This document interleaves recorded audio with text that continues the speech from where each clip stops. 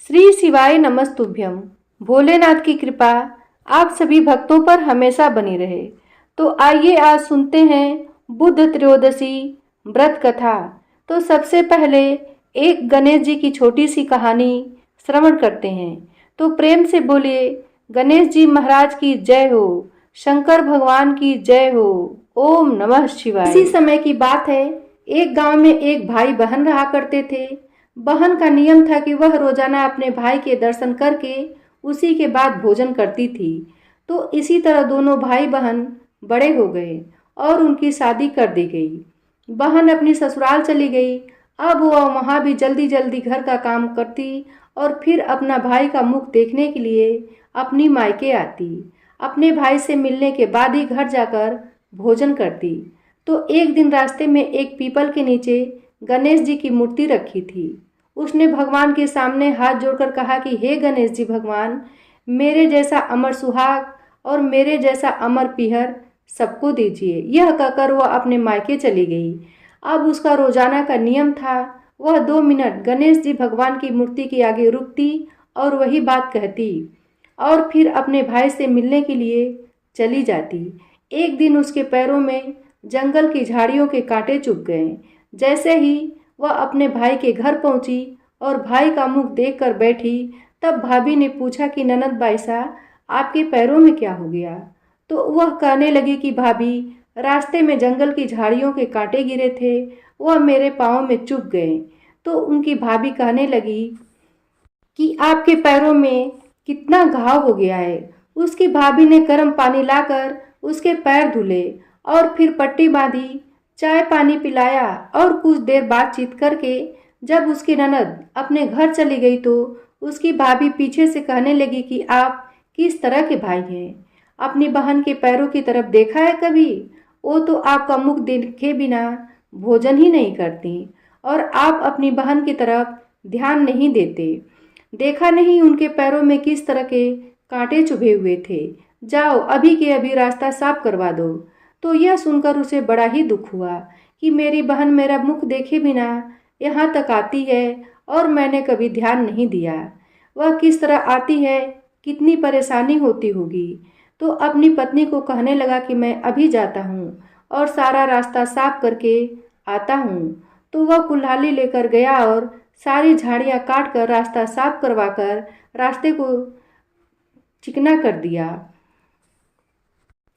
फिर उसने ध्यान नहीं दिया और गणेश जी की मूर्ति को भी वहाँ से हटा दी। तो यह देखकर गणेश जी भगवान गुस्सा हो गए। जब वह घर आया तो उसकी तबीयत खराब हो गई और गणेश जी के प्रकोप से वह मृत्यु को प्राप्त हो गया।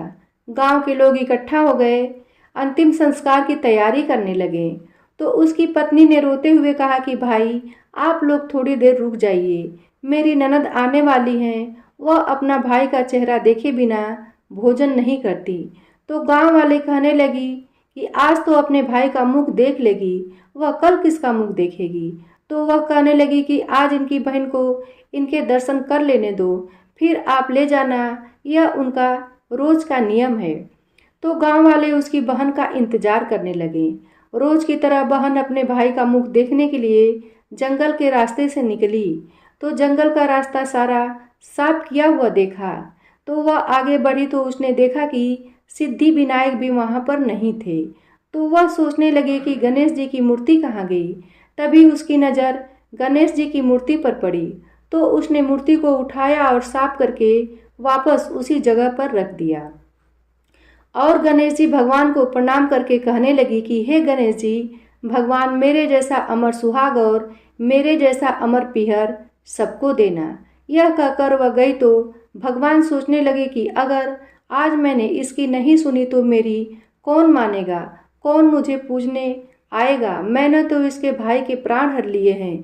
तो सिद्धि विनायक ने उसे आवाज़ दी कि बेटी, इस खेजड़ी की 7 पत्तियां तोड़कर ले जा और उसे कच्चे दूध में घोलकर तुम्हारे भाई के ऊपर छींटा मार देना, तो वह उठकर बैठ जाएगा। तो यह आवाज़ सुनकर बहन पीछे मुड़ी तो पीछे कोई न था।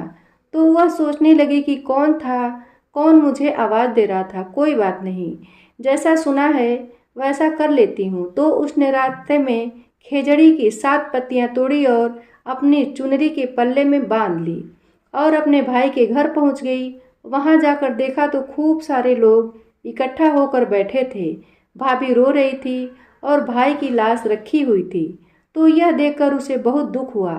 फिर उसे पत्तियों वाली बात याद आई।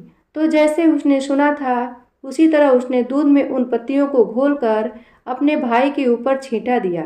तो उसका भाई तो उठकर बैठ गया और कहने लगा कि बहन, आज तो मुझे बहुत गहरी नींद आई। तो अपने भाई की बात सुनकर उसकी बहन कहने लगी कि भैया, ऐसी गहरी नींद तो किसी दुश्मन को भी ना आए। यह कहते हुए उसने सारी बात अपने भाई को बता दी। तो यह सुनकर उसके भैया और भाभी बहुत ही खुश हुए और गांव वालों से कहने लगे कि यह गणेश जी महाराज की कृपा है। गांव वाले भी यह जानकर बड़ी हैरान हुए। सारे कहने लगे कि बहन में सत्य था जो उसने अपने भाई को मौत के मुंह से वापस निकाल लिया। और सारे गणेश जी भगवान का जयकारा लगाने लगे। गणेश जी भगवान जैसे अपने उस लड़के की भाई की रक्षा की, वैसे सभी बहनों के भाइयों की रक्षा करना और उनका अमर पीहर और अमर सुहाग बनाए रखना। जो भी आपकी इस कथा को श्रद्धा भाव से सुने, उसकी सारी मनोकामनाएं पूर्ण करना। बोलो गणेश जी भगवान की जय हो।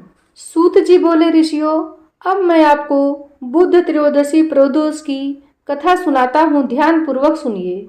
प्राचीन काल की कथा है। एक पुरुष का नया नया विवाह हुआ था। वह गौने के बाद दूसरी बार पत्नी को लिवाने अपनी ससुराल पहुंचा और अपनी सास से कहा कि बुधवार के दिन ही पत्नी को लेकर अपने नगर जाएगा। उस पुरुष के सास ससुर ने, साले सालियों ने उसको बहुत समझाया कि बुध को पत्नी को विदा कराकर ले जाना शुभ नहीं है, लेकिन वह पुरुष अपनी जिद से टस से मस नहीं हुआ। विवश होकर सास ससुर ने अपने जमाता और पुत्री को भारी मन से विदा कर दिया। पति पत्नी बैलगाड़ी में चले जा रहे थे। नगर के बाहर निकलते ही पत्नी को प्यास लगी। पति लोटा लेकर पत्नी के लिए पानी लेने गया। पानी लेकर जब लौटा तो उसके क्रोध और आश्चर्य की सीमा न रही, क्योंकि उसकी पत्नी किसी अन्य पुरुष के लाए लोटे में से पानी पीकर हंस हंस कर बात कर रही थी। क्रोध में आग बबूला होकर उस आदमी से झगड़ा करने लगा। मगर यह देखकर उसके आश्चर्य की सीमा न रही कि उस पुरुष की शक्ल उस आदमी से हुबहू मिलती थी। हम शक्ल आदमियों को झगड़ते हुए जब काफी देर हो गई तो वहां आने जाने वालों की भीड़ एकत्रित हो गई। सिपाही भी आ गया।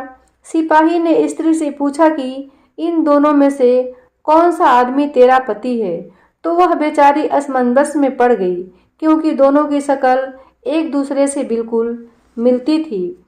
बीच राह में अपनी पत्नी को इस तरह लुटा देखकर उस पुरुष की आंख भर आई। वह शंकर भगवान से प्रार्थना करने लगा कि हे भगवान, आप मेरी और मेरी पत्नी की रक्षा करो। मुझसे बड़ी भूल हुई जो मैंने बुधवार को पत्नी को विदा करा लाया। भविष्य में ऐसा अपराध कदापि नहीं करूंगा। उसकी वह प्रार्थना जैसे ही पूरी हुई कि दूसरा पुरुष अंतर्ध्यान हो गया और वह पुरुष सकुशल अपनी पत्नी के साथ अपने घर पहुंचा।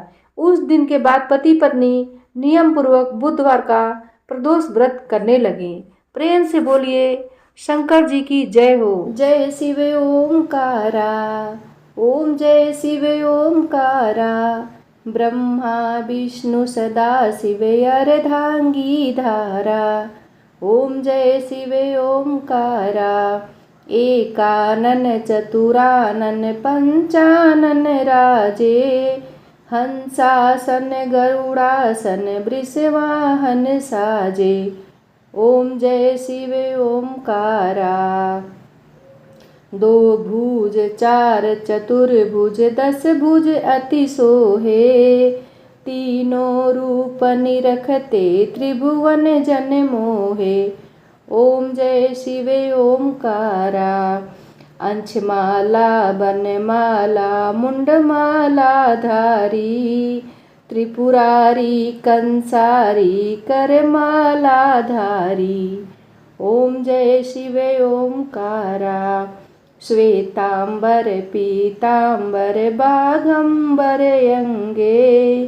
सनकादिक प्रभुतादिक भूतादिक संगे। ओम जय शिव ओंकारा। करे मध्य कमंडल चक्र त्रिशूलधारी, सुखकारी दुखहारी जगपालनकारी। ओम जय शिव ओंकारा। ब्रह्मा विष्णु सदा शिव जानत अविवेका, प्रणावक्षर में शोभित ए तीनों एका। ओम जय शिव ओंकारा। त्रिगुण स्वामी की आरती जो कोई नर गावे, कहत शिवानंद स्वामी सुख संपत्ति पावे। ओम जय शिव ओंकारा।